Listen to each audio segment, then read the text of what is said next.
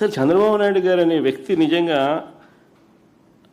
అబద్ధలాడడంలోనూ మోసం చేయడంలోనూ అసలు కళ్ళార్పడు. అసలు ఇలాంటి వ్యక్తి చాలా అరుదుగా పుడతారు కొంతమంది.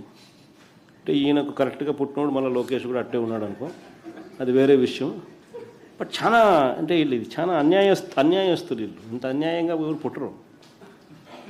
నిజంగా గొప్ప సంగతి వీళ్ళ కథ. మహిళల జోలికి వస్తే ఈ మనుషులు ఏమంటాడు? మాటలు మాత్రం.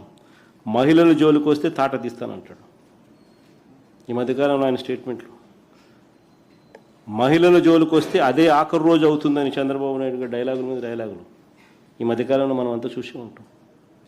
ఇది సినిమా డైలాగులు కాదు, ఆయన చంద్రబాబు డైలాగులు ఈయన. మహిళలపై దారుణాలకు పాల్పడ్డ తన పార్టీకి చెందిన వారిపై ఇదే చంద్రబాబు నాయుడిని అడుగుతా ఉన్నా, ఎంతమందిపై నువ్వు చర్యలు తీసుకున్నావు చంద్రబాబు అని. ఇంత డైలాగులు కొడతా ఉన్నావు. మహిళల జోలికి వస్తే తాట తీస్తానన్నావు. మహిళల జోలికి వస్తే అదే ఆఖరి రోజు అవుతుంది అని అన్నావు. డైలాగుల మీద డైలాగులు కొడతా ఉన్నావు. మరి చంద్రబాబు నాయుడు గారు నిన్నే అడుగుతా ఉన్నా, మహిళలపై దారుణాలకు పాల్పడ్డ మీ పార్టీకి చెందిన వారిపై ఎంతమంది మీద నువ్వు చర్యలు తీసుకున్నావు? రైల్వే కోడూరు జనసేన ఎమ్మెల్యే జనసేన ఎమ్మెల్యే అరవ శ్రీధర్ తనపై అత్యాచారం చేశారని, ఆపై మోసం చేశారని బాధితురాలు నేరుగా ముఖ్యమంత్రికి, పోలీసులకు స్వయంగా ఫిర్యాదు చేసింది. చంద్రబాబు ఏం చర్యలు తీసుకున్నావు అని అడుగుతా ఉన్నా.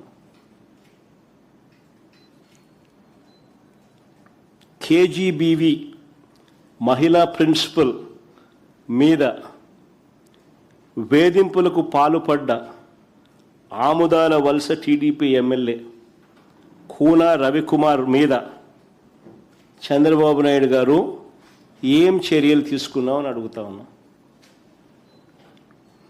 మహిళలతో అశ్లీలంగా వీడియో కాల్స్ చేసిన గుంటూరు ఈస్ట్ ఎమ్మెల్యే నసీర్ అహ్మద్ మీద అయ్యా చంద్రబాబు గారు ఏం చర్యలు తీసుకున్నావు అని అడుగుతా ఉన్నా.